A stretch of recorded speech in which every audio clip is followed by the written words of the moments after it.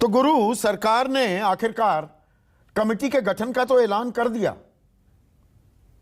पर यह कमेटी ये सरकारी कमेटी है या ये किसानों की कमेटी है?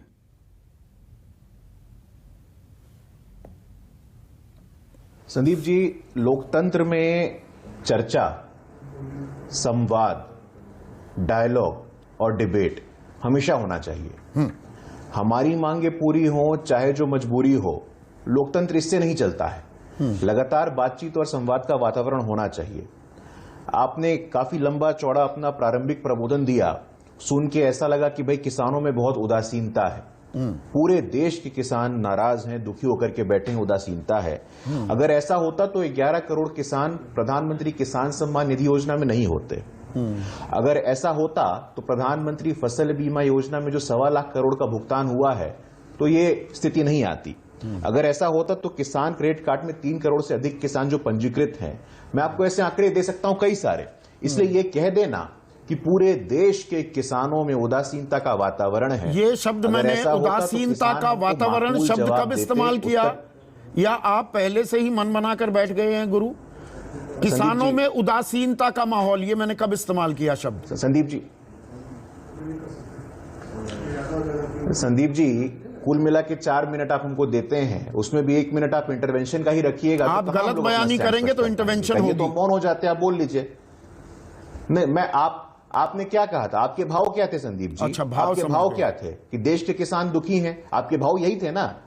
आपके भाव यही थे कि भाई देश के जितने भी किसान हैं, जितने करोड़ों किसान हैं, उनका प्रतिनिधित्व केवल एसकेएम करता है। ऐसा नहीं है ना संदीप जी? अगर ऐसा नहीं है, ये सरकार ने मान लिया। यही तो मैं पूछ रहा हूं। उत्तर प्रदेश में किसानों, जिस संगठन ने 378 दिन आंदोलन चलाया, उसके कोई भी नुमाइंदा कमेटी में ना हो, तो मैं ऐसे में कमेटी के अस्तित्व के बारे में आपसे एक सीधा सवाल पूछ रहा हूं, परेशान क्यों हो रहे हैं? पिछले 1 मिनट में दूसरा इंटरवेंशन, आधा मिनट आपने ले लिया है। आपके दर्शकों के लिए मैं स्पष्ट कर देना चाहता हूं, संयुक्त किसान मोर्चा के लोग कमिटी में हैं कि नहीं है? नोटिफिकेशन आपने पढ़ा, नोटिफिकेशन हमने पढ़ा। नोटिफिकेशन में स्पष्ट रूप से कहा गया है कि एसकेएम के 3 लोगों के लिए स्थान चिन्हित है। एसकेएम अपने नाम भेजे और उन लोगों को कमिटी में लिया जाएगा। सरकार की मंशा स्पष्ट है।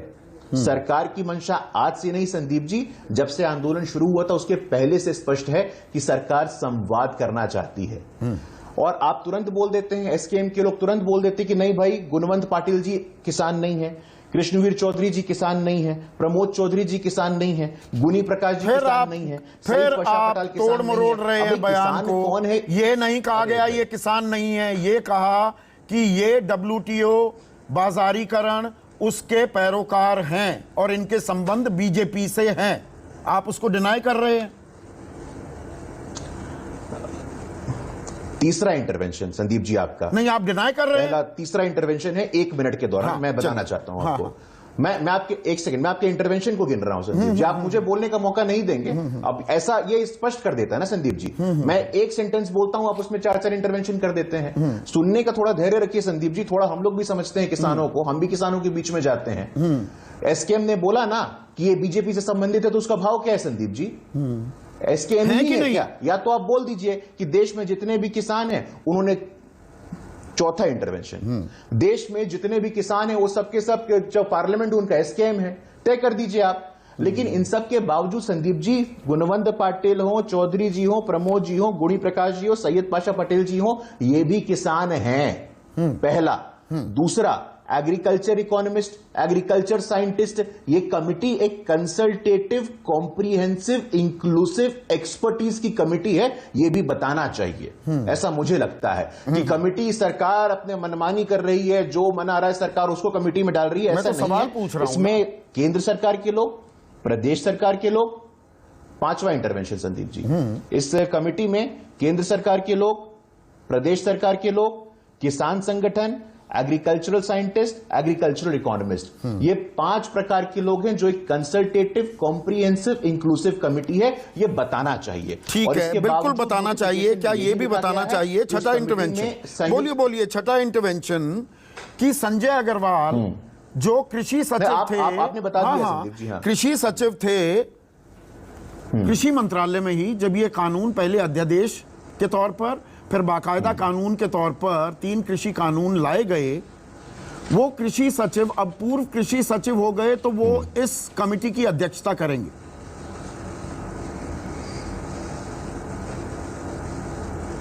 तो संदीप जी, अध्यक्ष की भूमिका होगी क्या? अच्छा, किसान संगठनों की भूमिका नहीं होगी क्या? अगर लोकतंत्र के मूल्यों में, आदर्शों में विश्वास है, तो आदर्श स्थिति में क्या होता? आप कमेटी में जाइए, कमेटी में अपने बातों को रखिए। देखिए, लोकतंत्र में संवाद का स्थान हमेशा रहना चाहिए संदीप जी। हमारी मांगे पूरी हो, चाहे जो मजबूरी हो, देश इससे नहीं चलता है। नहीं, थोड़ा अजीब लगता है कि जो व्यक्ति ये कानून पारित करवा रहा था, इनकी रूपरेखा तैयार कर रहा था, वही अब कृषि कमेटी का अध्यक्ष है। मेरा सवाल इतना है। 7 इंटरवेंशन और लगभग 1.5 मिनट का समय संदीप जी आपने खा लिया है। हाँ, और दूसरा संदीप जी, कमेटी में मैं आप कहेंगे तो मैं पुनः बता दूंगा कि 5 प्रकार के लोग हैं। एग्रीकल्चरल साइंटिस्ट भी हैं और एग्रीकल्चरल इकोनॉमिस्ट भी हैं। यदि आप ऐसा मान के बैठे हैं कि उनकी नहीं सुनी जाएगी, सिर्फ कमेटी के अध्यक्ष की सुनी जाएगी, तो यह आपकी अपनी मानसिकता हो सकती है, लेकिन कोई भी कमेटी ऐसे काम नहीं करती है। सभी सदस्यों का मान सम्मान होता है, सभी सदस्यों से राय विचार किया जाता है। अगर आप मुझे 1 मिनट बिना इंटरप्शन के समय देंगे तो मैं आपका बड़ा आभारी रहूंगा संदीप जी। 1 मिनट मांग रहा हूं बस। आप एमएसपी की बात करते हैं।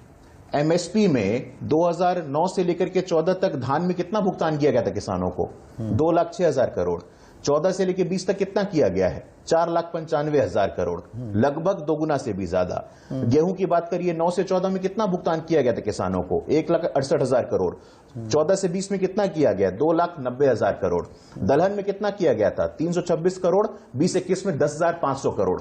तो एमएसपी को लेकर के हमारा कमिटमेंट रिफ्लेक्ट होता है, हमारा कमिटमेंट लोगों को दिखता है। एमएसपी के अलावा, जैसे मैंने बताया आपको, किसान सम्मान निधि योजना में 11 करोड़ किसान लाभान्वित हो रहे हैं, कभी देखना चाहिए। प्रधानमंत्री फसल बीमा योजना में 1.25 लाख करोड़ का भुगतान हो रहा है, कभी देखना चाहिए। तो संपूर्ण देश के किसानों का प्रतिनिधित्व सिर्फ और सिर्फ एसकेएम करता है। मुझे लगता है कि यह गलत है, यह पेश करना गलत है, लेकिन इसके बावजूद सरकार ने कमेटी में एसकेएम के लिए 3 नाम का स्थान अभी भी छोड़ा है। मैं आग्रह करूंगा संदीप जी आपके माध्यम से, आपके शो के माध्यम से, कि एसकेएम में जो भी हमारे वरिष्ठ सदस्य हैं, लोकतंत्र के इस प्रोसेस में पार्टिसिपेट करें, आइए चर्चा करें, और हम अपने मन में जो भी विचार हैं, हम जो भी संदेश पहुंचाना चाहते हैं, जो भी इंटरवेंशन करना चाहते हैं, आइए ना। इससे घबराना किस बात का, इससे डरना किस बात का? देश के किसान अगर हमारे साथ नहीं होते, 9वीं बार कर लीजिए संदीप जी। नहीं, आपको 2 मिनट दिए, आप 1 मिनट मांगा था, तो अब मैं इंटरवीन कर लूं कि नहीं?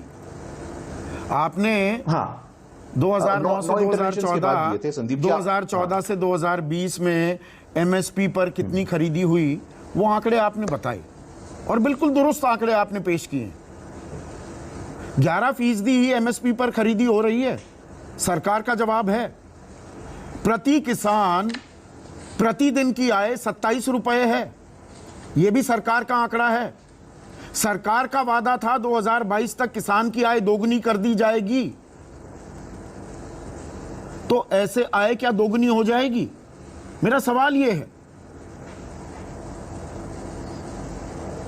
संदीप जी, सरकार का वादा था और सरकार ने अपने वादा को पूरा नहीं किया है, यह आप भी तय कर लीजिए।